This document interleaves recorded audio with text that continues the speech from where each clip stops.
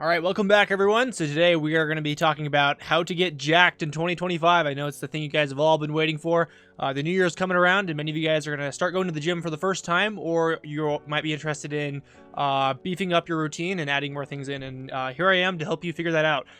So today we're going to be comparing a full bore approach and then a more realistic one that I hope more people will choose.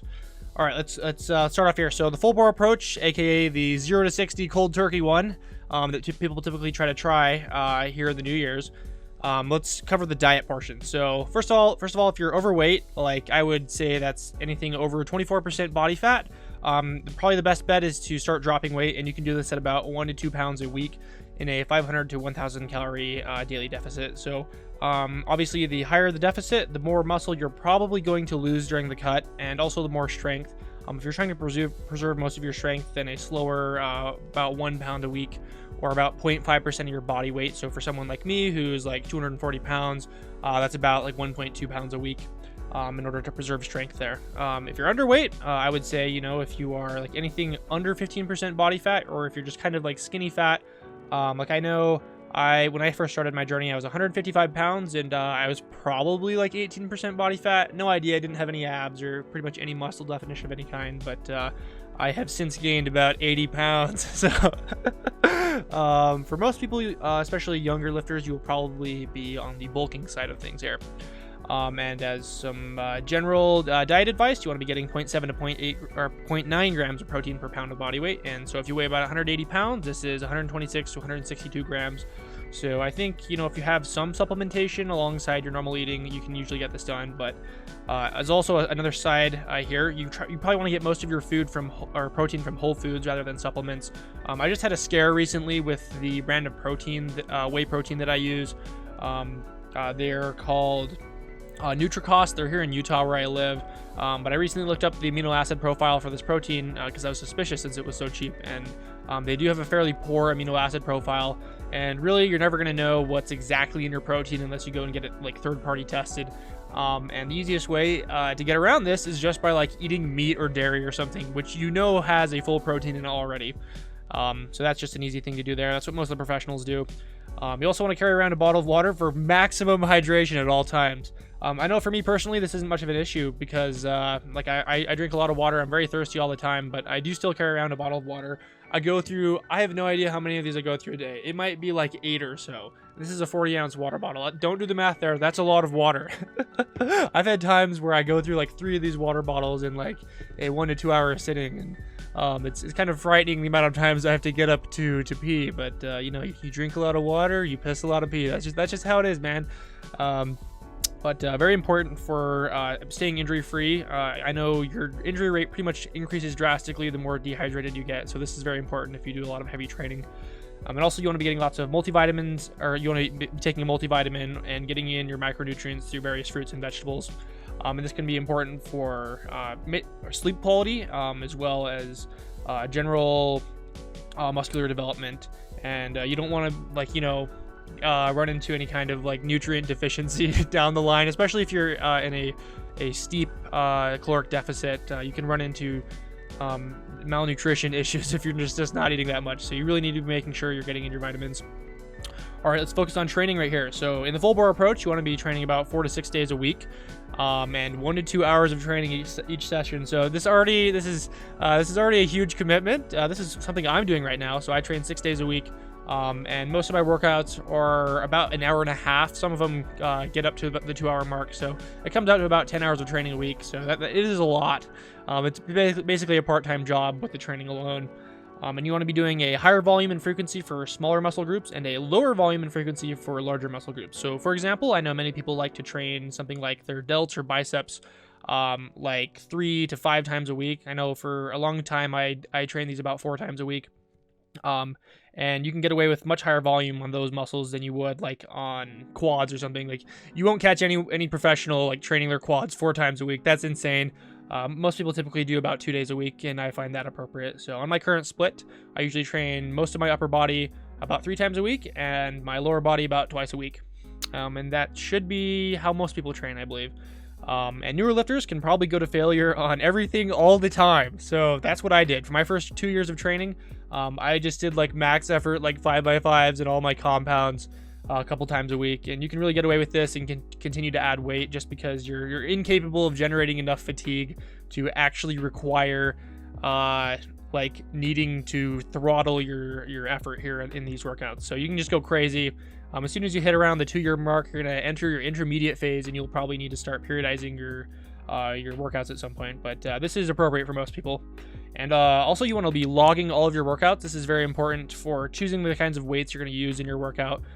So something I do is I have a spreadsheet with my workout, and I log every single weight, every single rep. So the next time I come around and I run the same program, I can look at what I did, and I can try to add like a rep or a few pounds here or there to make sure I'm improving. And this is very important to drive long-term growth.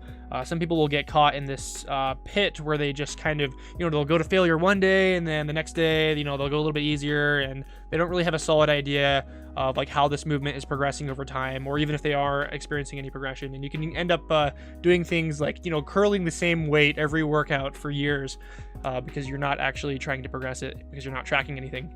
And also, yeah, you want to track your progress. This is separate from logging your workouts. You should probably have a spreadsheet that contains all your PRs for the lifts you care about, and you can kind of graph these over time. I know I do that. It's very nice to come back later to see how your progress has actually gone over the course of your career. And it may not seem important in your first year, but you're going to really want this data later on. Okay, let's focus on sleep. This one's fun. I got a lot of things to tell you right here.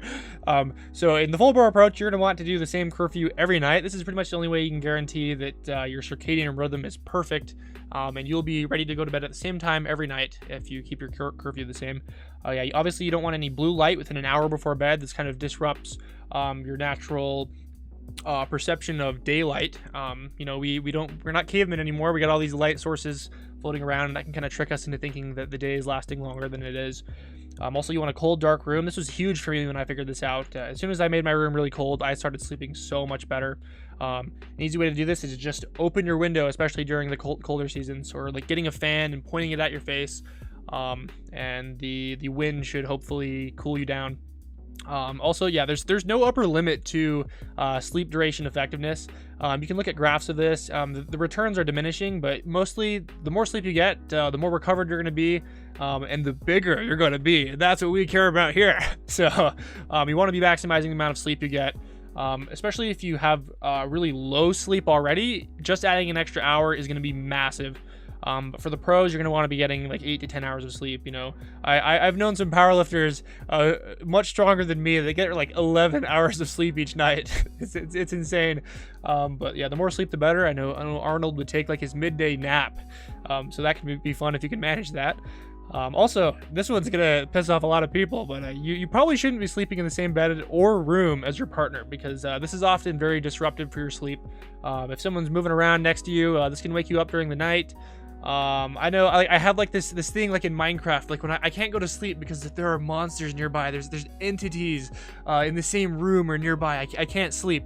It just adds like a certain anxiety to me, knowing that people are nearby. I slept with a roommate for a while, for a year in college, and it was just a nightmare. If he ever got up to go to the bathroom, or woke up, or just had to wake up earlier than I did, it would just wake me up immediately. I'm a very light sleeper, and for those of you that are the same, you would probably benefit a lot by not sleeping in the same room as your partner. This needs to be normalized. This is normal. Okay, also, you want to eliminate stressful people and situations. If there are people in your life that are causing you stress, you need to kill them. You need to get them out of your life. You need to cut them off. This is going to disrupt your sleep. You're going to be thinking about them before you go to bed, and it's going to stress you out. It's going to elevate your heart rate, and it's going to take you way too long to go to sleep. You don't want that.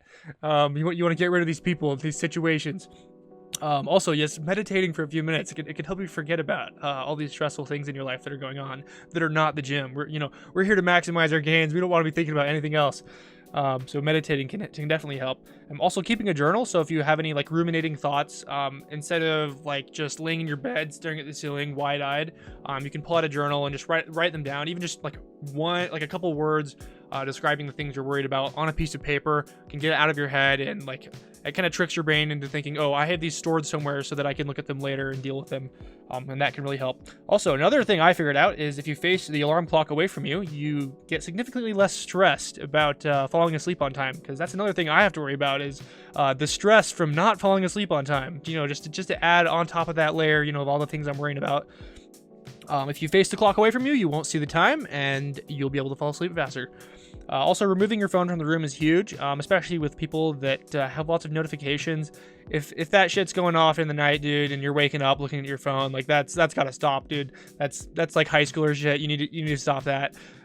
Leave it out of your room. You know, put a charger upstairs or something, and just don't look at your phone from the time you get into bed and when you get out. Also, it helps me like get up faster. If I don't have my phone in my room, when I wake up, I'm not tempted to like scroll for 20 minutes because there's no phone in my room. I'd have to go upstairs to do that, and I might as well just eat my breakfast at that point. Anyways, that's it for the sleep. Okay, sorry, I spent way too much time on that one, but I hope it was entertaining. All right, full bore approach, the pros. Here we go. You'll make mutant levels of progress. We got lots of pictures of Rich Piatti right here, so he's kind of a mutant, I would say. Yeah, you will feel the healthiest you've ever been in your entire life. That is if you're not using steroids like he did. Yeah, don't do that. And also everyone you know will talk about how jacked you are every time they see you. So this is awesome. You know, if you're gaining a lot of weight, people are going to notice that all the time. It's going to be awesome.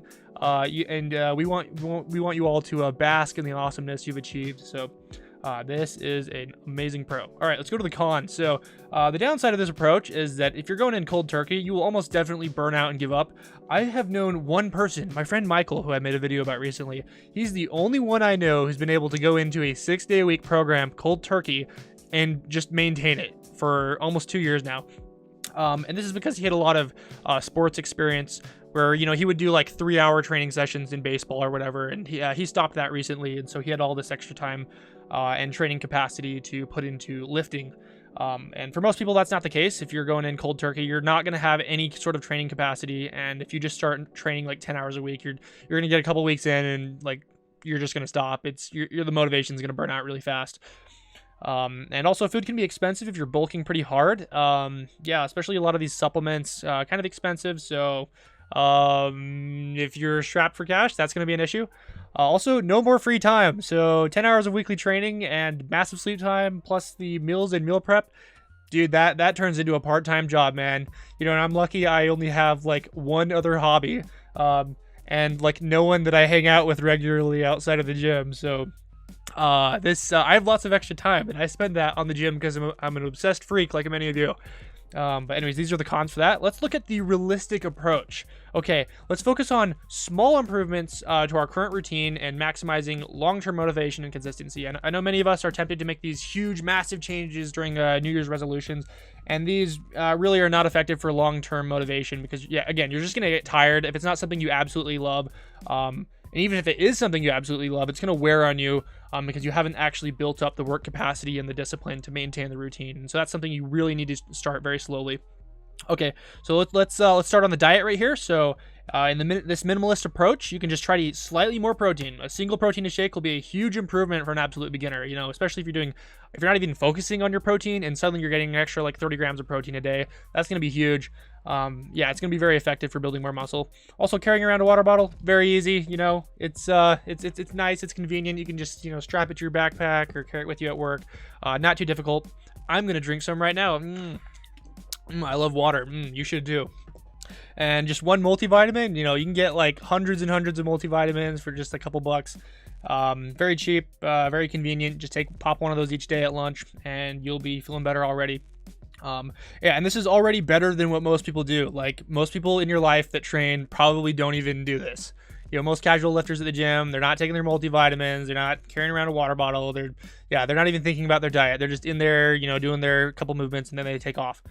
All right, let's focus on the training right here. So if you just only add 1 day of extra training, this is probably going to be the most sustainable approach. And beginners themselves can make loads of progress off of 1 to 2 weeks or 1 to 2 days of weekly training. And I did this for my first entire year. My first year, I only did 2 days a week of CrossFit. And let me tell you, I gained about 40 pounds during that period. Probably not the smartest choice, but I got insanely strong off of just that, just 2 days a week. For most people, like, this is enough. You know, you go from 0 days of training to 2 days of training. That's going to make a huge difference. And here's like a minimalist full body workout you could do. So something like 3 to 6 sets of 10 on squat, 3 to 6 sets of 10 on bench, and 3 to 6 sets of 10 on rows. And this will hit most of your muscles, and it's definitely going to take less than an hour, especially because you're not going to have to do so many warm-ups because you're probably a little bit weaker if you're starting out and doing this. But like the only muscle groups this is going to miss is, like, you're not going to get a lot of direct bicep work. You will hit it in rows. It's not going to be ideal, but you are going to get some bicep work. You're not going to get your side delts. Let's see if I can get a good pose in here. The side delts.